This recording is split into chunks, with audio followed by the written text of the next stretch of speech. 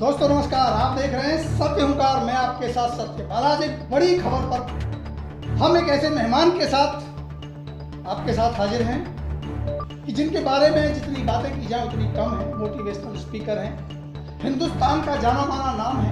अगर direct selling के ऊपर बात करें तो डायरेक्ट सेलिंग इंडस्ट्री में बहुत बड़ी जानकारी रखते हैं, पहचान रखते हैं, अनुभव है। और आज एक बहुत अच्छी किताब उन्होंने लिखी है, उसकी लॉन्चिंग हुई है। इन सारी बातों के साथ मैं आपको मिलाने जा रहा हूं आज के हमारे मेहमान, एक बड़ी शख्सियत मिस्टर ललित अरोड़ा से। जी ललित अरोड़ा जी, नमस्कार, बहुत बहुत स्वागत है आपका सत्य हुंकार पर। आज बड़ी बहस में मुद्दा है डायरेक्ट सेलिंग क्यों ही बदनाम। बहुत ही प्यारा टॉपिक चुना है जी आपने, बहुत ही बढ़िया। मसला बहुत गंभीर है, जैसा कि सूचनाएं हैं, आपने सुना भी होगा कि अभी एक बड़ी कंपनी जिसे मदर कहा जाता है डायरेक्ट सेलिंग, उसके ऊपर कार्रवाई हुई तो हुई, कार्रवाइयाँ होंगी और होती रही है जी। सवाल ये नहीं है सर, सवाल सबसे बड़ा ये है कि 25 साल बीत जाने के बाद भी जी क्या ये देश डायरेक्ट सेलिंग के बारे में यही सोचता है जी। मेरे आपसे बहुत सारे सवाल होने वाले हैं। बिल्कुल जी, आपका स्वागत है। और मैं सच बताऊं, मैंने जब ये खबर सुनी तब से मेरे अंदर भी एक ज्वालामुखी सा उबल रहा है कि ये क्या हो रहा है, क्यों हो रहा है, किस लिए हो रहा है और आखिर इसका जवाब कौन देगा। सबसे पहले तो मैं आपका शुक्रिया अदा करना चाहता हूं कि आपने इस मुद्दे को चुना, इस मुद्दे को उठाया और डायरेक्ट सेलिंग इंडस्ट्री से मुझे चुना। इसके लिए मैं आपका शुक्रिया अदा करता हूं। और मैं आपको यकीन दिलाता हूं दोस्तों, ये वीडियो अगर आपने पूरा देख लिया और ये वीडियो अगर आपने पूरा दिखा दिया, भारत में लाखों करोड़ों लोगों के डाउट्स जो है ना नेटवर्क मार्केटिंग इंडस्ट्री को लेके, सारे क्लियर होने वाले हैं। क्योंकि आज मैं दिल की बात करने वाला हूं। क्योंकि मैं फ्रेंड्स एक ऐसा व्यक्ति हूं सर, मैं किसी कंपनी में काम नहीं करता हूं तो मुझे डर भी किसी का नहीं है कि कोई मुझे सस्पेंड कर देगा। लेकिन आज सवाल बड़े होने वाले हैं। आज आपको जवाब जो देने हैं, मैं वो बात क्लियर कर दूं, मैं आज यहाँ एंकर नहीं हूँ, मैं आज यहाँ रिपोर्टर नहीं हूँ, मैं डायरेक्ट सेलर नहीं हूँ और मैं डायरेक्ट सेलिंग के पक्ष में नहीं हूँ। आज मैं जनता के पक्ष में हूँ, उन लोगों के पक्ष में हूँ जो लोग डायरेक्ट सेलिंग के ऊपर सवाल उठाते हैं जी। आज मैं उन लोगों की वो बातें करूंगा जो कह रहे हैं, पढ़े लिखे हैं, बुद्धिजीवी हैं, समझदार हैं। डायरेक्ट सेलिंग को जो आईना दिखाया है जी, जिस लहजे में उन्होंने डायरेक्ट सेलिंग पे बोला, आज उसी लहजे में मैं आपसे बात करूंगा और आप डायरेक्ट सेलिंग का पक्ष रखेंगे। देखते हैं कि आप डायरेक्ट सेलिंग का पक्ष कितना मजबूती से। सर डायरेक्ट सेलिंग हमारे खून में है, यहाँ से काटोगे तो डायरेक्ट सेलिंग गिरेगा, राइट। बाकी मैं देख रहा हूँ आज आपका जो टेम्परामेंट है वो कुछ अलग है और मैं समझ सकता हूँ कि मार्केट का माहौल कुछ ऐसा है। और मैं जानता हूँ रिपोर्टर्स आजकल बहुत हावी होने की कोशिश कर रहे हैं। So and it's okay sir, आपका स्वागत है। हम तो दिल से बोलते हैं जी, जो दिल में आएगा ज़रूर बताएंगे आपको। तो सबसे पहले जानना चाहेंगे हमारे दर्शक, ये कौन है ललित आपके साथ? ललित अरोड़ा एक टेलर है, ललित अरोड़ा एक ड्राइवर है, ललित अरोड़ा एक इंटीरियर डिज़ाइनर है, ललित अरोड़ा एक मॉडल है, ललित अरोड़ा एक वो आदमी है जिसने अपनी लाइफ में बहुत सारे काम किए। लेकिन ललित अरोड़ा जो आज इस कुर्सी पर बैठा है उसका श्रेय सिर्फ और सिर्फ डायरेक्ट सेलिंग इंडस्ट्री को जाता है। 1997 से मैं डायरेक्ट सेलिंग इंडस्ट्री में हूँ और ऊपर वाले के आशीर्वाद से करीब 25 साल मुझे इस इंडस्ट्री में हो गए हैं।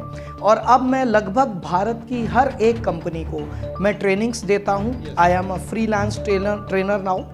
और ऊपर वाले के आशीर्वाद से हमारी कम्युनिटी में लगभग भारत की हर कंपनी के लोग हमारे यहाँ आते हैं और डिजिटल नेटवर्क मार्केटिंग सीखते हैं। सो ये एक छोटा सा ब्रीफ मेरे बारे में। एक किताब आपने लॉन्च किया है, उसकी आपको बधाई दे देता हूँ सबसे पहले अपने दर्शकों की तरफ से भी। आप थोड़ा सा उसके बारे में भी बता दीजिए। मेरी किताब वो यहाँ पर मैं लाया था, वो आप प्लीज़ मुझे किताब पकड़ाएंगे वो, क्योंकि अब ये किताब मैं इसको खाना खाते समय, बैठते समय, पढ़ते समय, हर समय ये बुक मेरे साथ रहती है। इस बुक का नाम है ड्रीम इट। सपने देखो, क्योंकि सपने उन्हीं के पूरे होते हैं जो बड़े सपने देखते हैं। मैं इस बात से फर्क नहीं रखता, कोई फर्क ही नहीं पड़ता। आज मैं उनकी बात करूंगा जी, जो सवाल ही यही दे रहे हैं हमको। सबसे पहला आपका स्वागत है। दिखाने वाले लोग हैं, ये पहचाने वाले सर, आपका स्वागत है। आपके हर एक सवाल का, जनता के, पब्लिक के हर एक सवाल का स्वागत है। और आज मैं जो आपको जवाब देने वाला हूं, आप खुद इस वीडियो के बाद महसूस करेंगे कि हाँ, इस व्यक्ति ने दिल से जवाब दिए हैं। सो फ्रेंड्स, ये बुक मेरे 25 साल के एक्सपीरियंस के बाद मैंने इसे तैयार किया है और ऊपर वाले के आशीर्वाद से सिर्फ 4 घंटे के अंदर अमेज़ॉन बेस्ट सेलर ये बन चुकी है। सो जो लोग ये वीडियो देख रहे हैं, आप अमेज़ॉन पर जाइए और ड्रीम इट या मेरा नाम लिखेंगे तो ये बुक मिल जाएगी, मन करे तो खरीद लेना। बहुत बहुत बधाई आपको थैंक यू के लिए। Thank you. और दोस्तों, मैं आपकी तरफ से कहूँ या उन लोगों की तरफ से जो इंडस्ट्री को जो समझते हैं, मुझे नहीं पता, ये जवाब तो आज अरोड़ा जी देंगे। सबसे पहला सवाल मेरा यही होगा, क्यों हुई बदनाम डायरेक्ट सेलिंग इंडस्ट्री? और सवाल मेरा सबसे बड़ा है, जानकारी का अभाव या इंडस्ट्री है खराब? वाह, सबसे पहले तो मैं आपको बधाई देना चाहूँगा। क्या टॉपिक चुना है सर आपने, वाह, बहुत ही बढ़िया। ये हम सबके दिल की आवाज़ है सर। हम में से जितने लोग नेटवर्क मार्केटिंग करते हैं ना, ये हमारे दिल की पीड़ा है, ये हमारे दिल का दर्द है। और आज मुझे बहुत मज़ा आएगा इस टॉपिक पर बात करने में। तो सर आप अपने सवाल को एक बार दोहरा देंगे दोबारा से प्लीज़, ताकि मैं। जानकारी का अभाव जी या इंडस्ट्री खराब, जो सवाल इंडस्ट्री को लेकर उठाई गई। देखिए, मैं फिर दोबारा से एक बार दोहरा देता हूँ। अरोड़ा साहब 25 साल हो गए डायरेक्ट सेलिंग को हिंदुस्तान में। पूरी दुनिया में डायरेक्ट सेलिंग इंडस्ट्री बहुत बड़ी है, ऐसा आप कह रहे हैं। हिंदुस्तान में 25 साल बीत जाने के बाद भी क्यों एक बुद्धिजीवी वर्ग, यानी पत्रकार, पढ़े लिखे लोग, बड़े लोग, समझदार लोग कहते हैं ये बेवकूफ बनाने का काम है, ये लोगों को ठगने का काम है, ये सपने दिखाने का काम। वो सारे सवाल आएंगे अभी आपके सामने। मेरे को एक पेपर पेन मिल जाएगा? ऐसा क्यों? एक पेपर पेन दे दीजिए सर। मैं, ऐसा है ना, हम लोग नेटवर्क मार्केटिंग के लोग हैं, हम लोग जब भी बात करते हैं ना, लिख कर बात करते हैं। तो आप जो कुछ भी बोल रहे हैं, मैं साथ साथ में लिखना चाहूँगा, ताकि मैं टू द पॉइंट, बिना किसी सवाल को घुमाए फिराए मैं आपके जवाब दे सकूँ। एक कागज़ दे दीजिए बस, छोटा सा। और बहुत बहुत शुक्रिया। जी सर, जी सर। तो अब सवाल ये पैदा होता है कि डायरेक्ट सेलिंग बदनाम क्यों हुई? सर, क्या आप ओपन हैं मेरे से बात करने के लिए? क्या अगर मैं आपसे कुछ चीजें पूछूंगा तो आप एक्सेप्ट करेंगे उसको? तो मैं आपसे एक चीज पूछना चाहूंगा सर, कौन सी ऐसी इंडस्ट्री है जो बदनाम नहीं हुई? एक इंडस्ट्री बताएंगे? सिर्फ एक इंडस्ट्री बता देना जो बदनाम नहीं है। तो और माफ करना, आज की डेट में सबसे ज्यादा जो बदनाम है वो पत्रकारिता है। मैं माफी चाहूंगा अगर मैं हर्ट कर रहा हूं आपको। ठीक है, आज की डेट में पूरा मीडिया बिका हुआ है सर। बिल्कुल बिका हुआ, क्योंकि मैं आज मीडिया की हैसियत से आपके पास नहीं बैठा। सर मैं माफी चाहूंगा, आपको दुख होगा ये बात बोलने का, और मैं चाहूंगा एडिटिंग ना हो इसमें। मैं रिक्वेस्ट करूंगा पूरी टीम, जितनी टीम यहाँ बैठी है, मैं आपसे निवेदन करूंगा, ये वीडियो कटेगा नहीं। आज दिल से दिल की बात करेंगे सर। सबसे पहला मेरे को सिर्फ एक सवाल बता दीजिए, वो सारा मीडिया मेरे सवाल का जवाब दे जिसने न्यूज़पेपर में लिखा एमवे की इतनी संपत्ति जब्त हो गई, ये इंडस्ट्री बेकार है। अरे आपको कितनी नॉलेज है इस इंडस्ट्री के बारे में? मैं आज दावे से कहता हूं, ये मीडिया बिका हुआ है पूरा, और ये मीडिया आज लाखों करोड़ों लोगों के पेट पे लात मार रहा है। इस मीडिया को जहां से पैसा मिलता है, ये मीडिया उसी की खबर छापता है। ये जानकारी का अभाव भी तो हो सकता है कि जानकारी नहीं है उनको। सर जानकारी का अभाव है तो आप जानकारी लीजिए, किसने रोका? मीडिया का पहला काम यही है कि वो पहले। सर मीडिया आज की डेट में, मीडिया फेस है हमारे भारत का, किसी भी देश का। प्रधानमंत्री मोदी जी पीछे काम कर रहे हैं, आईएएस आईपीएस ऑफिसर्स पीछे काम कर रहे हैं, एमपी एमएलए पीछे काम कर रहे हैं। सामने कौन है? सिर्फ एक मीडिया। मीडिया के पास आज वो पावर है कि किसी एक व्यक्ति को रातों रात हीरो बना दे और किसी एक व्यक्ति को रातों रात बिल्कुल फुटपाथ पे खड़ा कर दे। और मीडिया कर रहा है ये काम। बिल्कुल कर रहा है, मैं सहमत हूं। मीडिया कर रहा है ये काम, और मीडिया ही डायरेक्ट सेलिंग को बदनाम करने के लिए लगा हुआ है सर। इसके पीछे उनका क्या स्वार्थ है? सर स्वार्थ कुछ नहीं है। अब मजे की बात यह, स्वार्थ कुछ नहीं है, इसके पीछे है कंपटीशन। खबरों को दिखाना, खबरों को चलाना। खबरों को दिखाना नहीं, जो ज्यादा नेगेटिव खबर दिखाएगा, जो ज्यादा थरथराती हुई फड़फड़ाती हुई खबर दिखाएगा, उसका चैनल सबसे ज्यादा चलेगा। आप देख लीजिए ना टीवी शोज पे क्या चल रहा है, चिल्ला चिल्ली। क्या आप ये कहना चाहते हैं कि जो कार्रवाई हुई वो झूठी है? सर कार्रवाई झूठी नहीं है, कार्रवाई झूठी नहीं है। उस कार्रवाई को लेकर जो लिखा गया वो झूठा है। उस कार्रवाई को लेकर जो परसेप्शंस दिए गए वो झूठे हैं, उस कार्रवाई को लेकर जो शब्द इस्तेमाल किए गए वो झूठे हैं। सर मैंने भी रिसर्च की इसको लेकर, मेरे लिए भी एक न्यूज थी।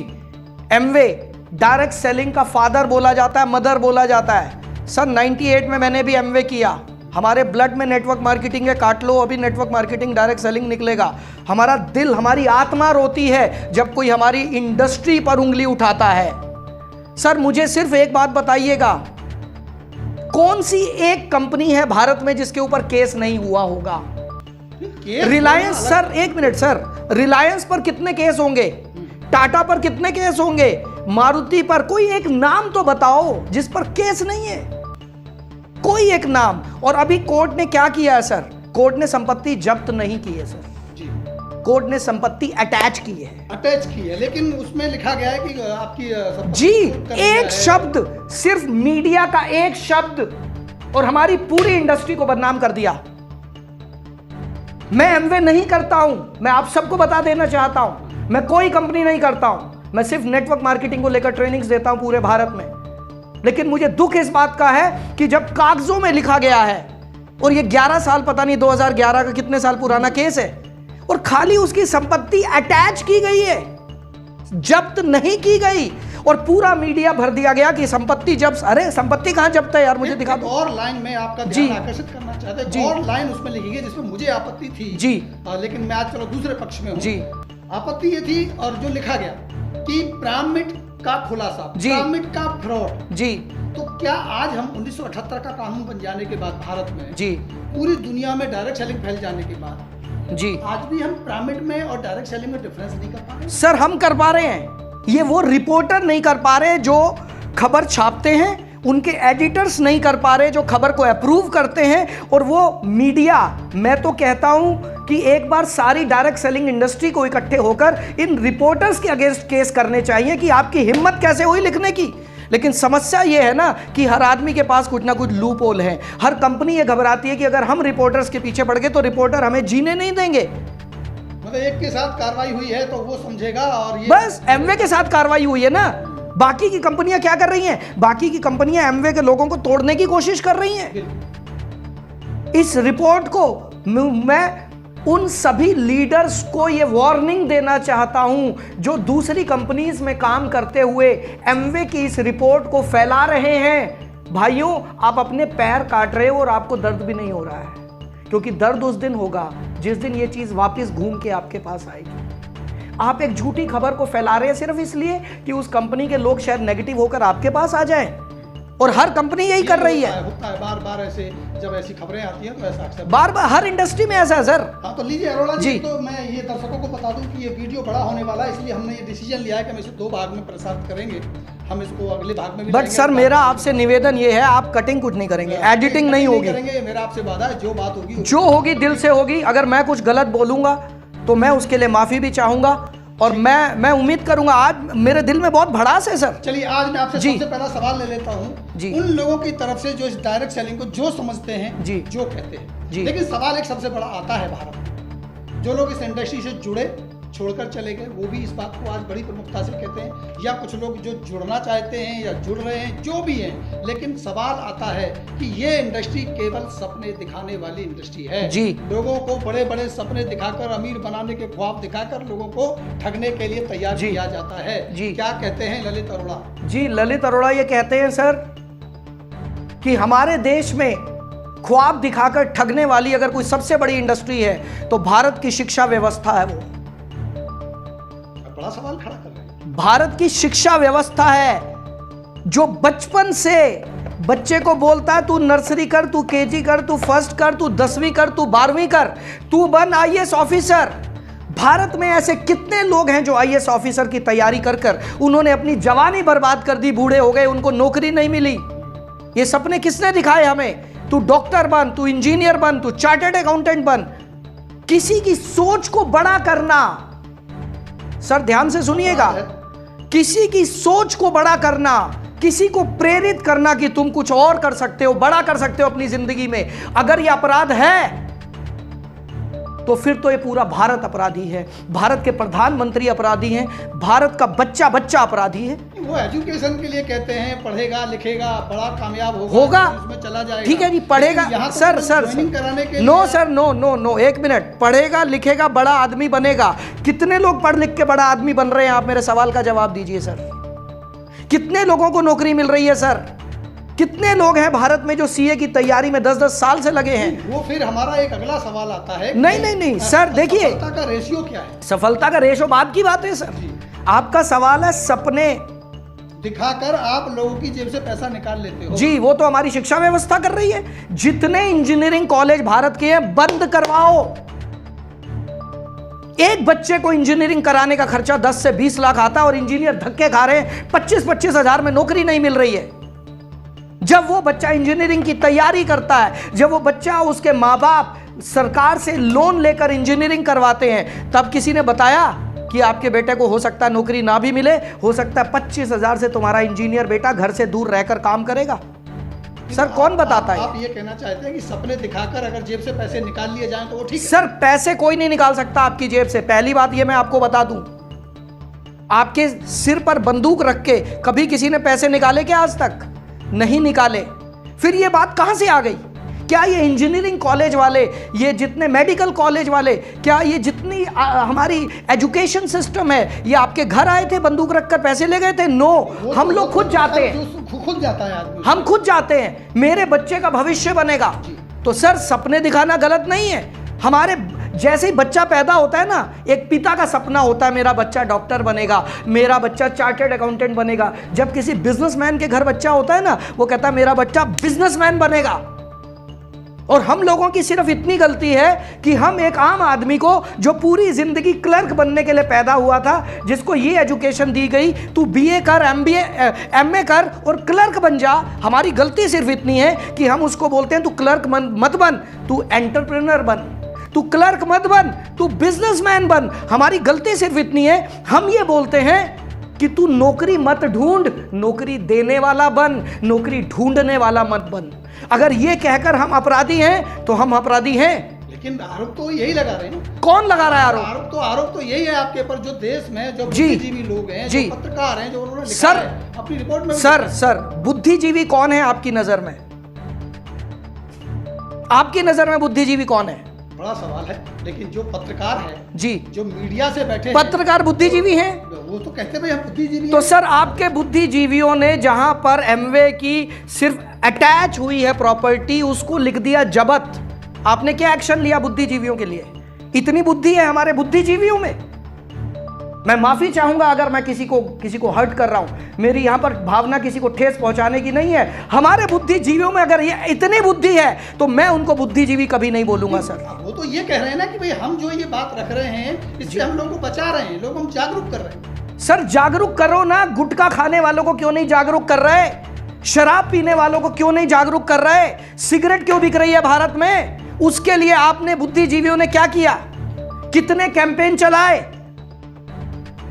आज तक जितने न्यूज चैनल हैं सब पर गुटखे की ऐड क्यों आ रही है? आप कैंपेन क्यों नहीं चलाते हैं उसके लिए? वो अलग काम है। अलग काम नहीं है सर। वो भारत के लोगों को जहर दे रहे हैं। और आप ही के चैनल्स पे जितना मीडिया ये दिखा रहा है, आप ही के चैनल्स पे दिखा रहा है। क्यों दिखा रहा है? भाई साहब पैसा वहीं से आता है, पैसा वहीं से आता है। अगला सवाल नहीं सर, अगला सवाल नहीं आएगा। आप मेरी बात को टालिए मत। मैं सर एक मिनट सर, अब आपको मेरी बात का जवाब देना पड़ेगा। आप बुद्धिजीवी किन्हें कहते हैं? क्या आप उन्हीं लोगों को बुद्धिजीवी कहते हैं जो हमारे को जहर बेच रहे हैं पैसा लेकर? आप उन्हीं न्यूज चैनल्स को बुद्धिजीवी कह रहे हैं जो टीवी पर ऐड दिखाते हैं गुटखे की, पान मसाले की, इनडायरेक्टली शराब की? आप उन्हें बुद्धिजीवी मानते हैं तो मैं, क्षमा कीजिएगा, मैं उन लोगों को बिल्कुल मैं शब्द नहीं इस्तेमाल करना चाहता। मेरी नजर में वो बुद्धिजीवी से 10 लेवल नीचे है। बट वो ये कह रहे हैं कि आप लोग सपने दिखा के मेंबर बना रहे हैं, लोगों को मेंबर बना के। जी आइए अगले टॉपिक पर चलते हैं। सर आपने अब एक शब्द दिया मेंबर। सर मेंबर क्या होता है? लोगों को जोड़ना, रजिस्टर कर देना, उसमें एक के नीचे एक बनाएगा। तो वो तो सबसे पहले हमारी पॉलिटिकल पार्टीज कर रही हैं। सबसे पहले बीजेपी जोड़ रही है, उसके बाद कांग्रेस जोड़ रही है, उसके बाद आप पार्टी जोड़ रही है, उसके बाद भारत की हर पार्टी मेंबर बना रही है सबसे पहले। तो आपने उनके लिए एक्शन क्यों नहीं लिया? ये राजनीतिक नहीं है ना, ये राजनीतिक तो बिजनेस। तो यानी कि राजनीति वाले कुछ भी करें। आप एक तरफ इसको बिजनेस भी कह रहे हैं जी, एक तरफ इसमें आप मेंबर बना के लोगों से पैसे ले रहे हैं, लोगों को जी बेवकूफ बना रहे हैं जी। अब आपने बोला बेवकूफ बना रहे हैं। सर आप एक बात बताएंगे, ये आपके पास एप्पल का मैं देख रहा हूँ सर, बड़ा ही प्यारा आईपैड है सर, ये कितने का लिया आपने? है जो भी है 70-75 हज़ार का होगा। सर आपने एप्पल को ये दिए, पैसे दिए, ये खरीद लिया, एप्पल ने बेवकूफ बना दिया आपको? नहीं, सर सोच के बोलिएगा। हमने तो प्रोडक्ट लिया, पैसा दिया। आपने प्रोडक्ट लिया, पैसा दिया, यस। ठीक है जी। तो नेटवर्क मार्केटिंग में क्या कर रहे हैं आप? वहाँ प्रोडक्ट तो उस कीमत का ही नहीं है उतनी। क्यों नहीं है? उसकी कीमत बहुत किसने बोला? 10 रुपए का प्रोडक्ट खरीद के लाते हैं जी, 200 रुपए का बेच देते हैं। सर किसने बोला कि खरीदो? बुद्धिजीवी लोग। बुद्धिजीवी में तो बुद्धि नहीं है, मैं माफी चाहूंगा सर, जिन्हें आप बुद्धिजीवी कह रहे हैं सर, मैं माफी चाहूंगा। मेरा सर, मैं देखिए, मैं इस समय मेरे ब्लड में जो है ना उसको चैलेंज किया जा रहा है। मुझे सिर्फ एक चीज नहीं समझ आ रही है, बुद्धिजीवी है कौन? वही जो मीडिया में खबरें चला वो लोग जिन्होंने नेटवर्क मार्केटिंग को समझा ही नहीं, जिनके पास टाइम ही नहीं है रिपोर्ट पढ़ने का कि संपत्ति अटैच हुई है या संपत्ति जब्त हुई है, उन लोगों को आप बुद्धिजीवी कह रहे हैं। अभी एक बहुत अच्छे पत्रकार है, मैं नाम तो यहाँ नहीं लूंगा, उन्होंने पहले एक वीडियो बनाया, उस पर कुछ लोगों ने उनको बोला कि आपने गलत जानकारी लेके वीडियो बनाया जी। उन्होंने एक और वीडियो बनाया, उसको मैं देख रहा था, मुझे हंसी आ रही थी जी। वो कह रहे हैं कि जी यहाँ ट्रेनिंग कराई जाती है, यहाँ प्रोडक्ट बेचे जाते हैं जी, और ये लोगों को बेवकूफ बना रहे हैं जी, प्रोडक्ट दे देते हैं। तो क्या गलत कर रहे हैं भाई साहब? अब मुझे वो कह रहे हैं, वो कौन है, हमें उससे मतलब नहीं है भाई साहब, हमें आपसे मतलब है। आपने मुझे चैनल पर बुलाया और मैं आपसे चर्चा करूंगा। सर सबसे पहली चीज, अगर हम प्रोडक्ट दे रहे हैं तो कौन सा गुनाह कर रहे हैं? नेटवर्क मार्केटिंग में आज तक कब शराब बेची गई, कब पान मसाला और गुटखा बेचा गया? नेटवर्क मार्केटिंग में जो भी कंपनियां प्रोडक्ट बेच रही हैं, हाँ आप ये कह सकते हो कुछ कंपनियां महंगा बेच रही हैं, तो भाई साहब महंगा तो ये भी है, मैं 7,000 का ला दूंगा। एप्पल है इसलिए महंगा है। तो एप्पल क्या है? एप्पल आसमान से उतरा है? तो हमारी कंपनियां भी ब्रांड है, नेटवर्क मार्केटिंग की हर एक कंपनी ब्रांड है, और ब्रांड की वैल्यू होती है। सर जी ये 5,000 का मिल जाएगा और गफ्फार मार्केट में 3,000 का भी मिल जाएगा, आप 75,000 का क्यों लाए सर? वो तो लोकल होगा ना, ओरिजिनल तो नहीं मिलेगा। हाँ, हमारी नेटवर्क मार्केटिंग इंडस्ट्री में कंपनीज ब्रांडेड हैं, वो ओरिजिनल चीजें देती हैं, वो ट्रेनिंग देती हैं सर साथ में। मुझे ये तो बता दो, आपने 75,000 का प्रोडक्ट खरीदा, आपको कोई सिखाने आया इसको यूज कैसे करना है? नहीं आया ना। आप हमारा नेटवर्क मार्केटिंग का 2,000 का प्रोडक्ट खरीद लो, आपके घर में आकर आपको सिखाएंगे भाई साहब ऐसे लो, ऐसे खाओ, ऐसे पियो। मैं कहता हूं इससे पवित्र कोई बिजनेस है नहीं दुनिया में।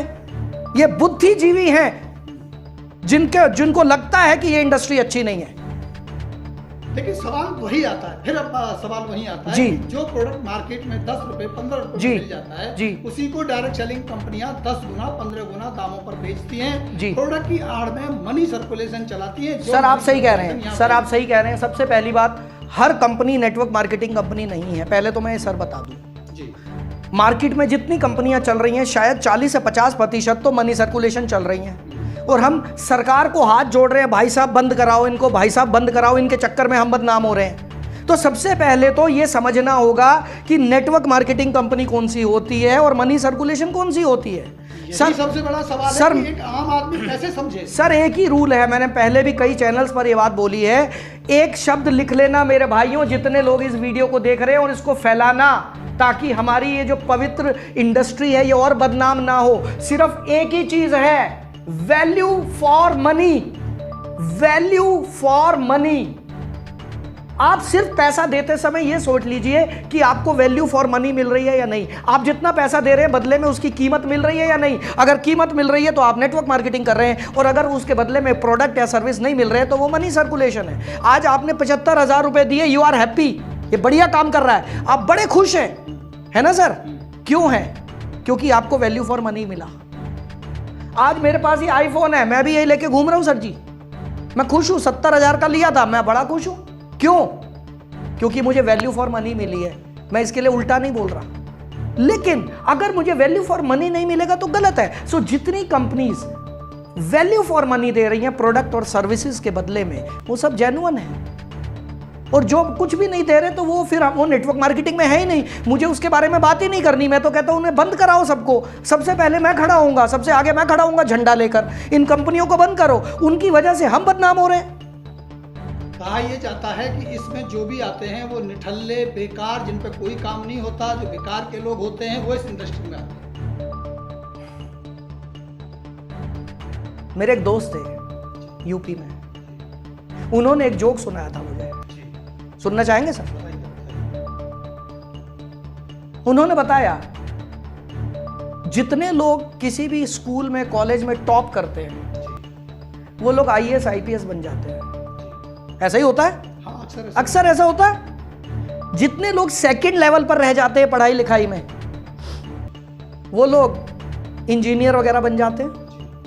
जो लोग थर्ड लेवल पर पढ़ाई लिखाई में होते हैं वो लोग शायद मैनेजर्स और इस लेवल पर काम करते हैं। जो फोर्थ ग्रेड के लोग होते हैं पढ़ाई लिखाई में वो फिर क्लरिकल जॉब्स और उससे नीचे की जॉब्स करते हैं। जो फिफ्थ ग्रेड के लोग होते हैं, जो पास ही नहीं होते हैं, वो सब नेता बन जाते हैं। और नेता के यहाँ आईपीएस जाकर नौकरी कर लेते हैं। और नेता के यहाँ आईपीएस जाकर नौकरी करता है। अब आप किसे कह रहे हैं कम पढ़े लिखे? क्या आप ये कहना चाह रहे हैं कि भारत के जो नेता हैं आप उन पर सवाल उठाना चाह रहे हैं? सर, सबसे पहली बात आप मुझे ये बताइए, आप सवाल किस पर उठा रहे हैं? भारत का सबसे अमीर व्यक्ति जो रहा धीरूभाई अंबानी कितना पढ़ा था सर? आप मुझे बताएं ना। वो तो बिजनेस किया ना। तो हम क्या कर रहे हैं सर यहाँ पर? वो तो बिजनेस मानने को तैयार नहीं ना। हम तो कौन नहीं मानने को तैयार? कौन नहीं? बुद्धिजीवी वालों को मैं बुद्धि, उनके पास बुद्धि नहीं है। मैं बुद्धिजीवियों से एक सवाल पूछना चाहता हूं, माफी चाहूंगा सर, मैं आपको कोई ठेस नहीं पहुंचाना चाहता। मैं सिर्फ बुद्धिजीवियों को यह चैलेंज करता हूं, आज आपके इस प्लेटफॉर्म से जितने लोगों को नेटवर्क मार्केटिंग इंडस्ट्री ने रोजगार दिया है, आप उसके 10% लोगों को भी नौकरी देकर दिखा दो, मैं मान जाऊं कि आप बुद्धिजीवी हैं। बट ये बात सरकार को भी तो समझ आनी चाहिए। सरकार भी इस पर कुछ बोलने को तैयार नहीं है। सर, सरकार के पास टाइम होगा, सरकार के पास टाइम होगा तो सरकार बोलेगी ना। सरकार पहले तो अपनी कुर्सी बचाए, उसके बाद हर एरिया के इलेक्शन जीते, उसके बाद सरकार को बुलडोजर भी चलाने हैं, उसके बाद चीन को भी देखना, पाकिस्तान को भी देखना है, ऊपर से अपनी कुर्सी भी बचानी है। सरकार के पास तो पता नहीं नेटवर्क मार्केटिंग के लिए टाइम कब होगा, मैं तो नहीं जानता, मैं तो नहीं जानता। 2016 में कानून बना, 31 दिसंबर। सर, कानून नहीं बना, गाइडलाइन आई थी। गाइडलाइन आई, अभी रूल भी आया 2000 जी। पानी मिलेगा जी? जी दे दीजिए पानी। जी पानी पीजिए आप आराम जी से। जी जी। और मैं ये बात आपको बता दूं, हम इस वीडियो को 2 भागों में आगे बढ़ाएंगे, सेकंड पार्ट भी आपको देंगे।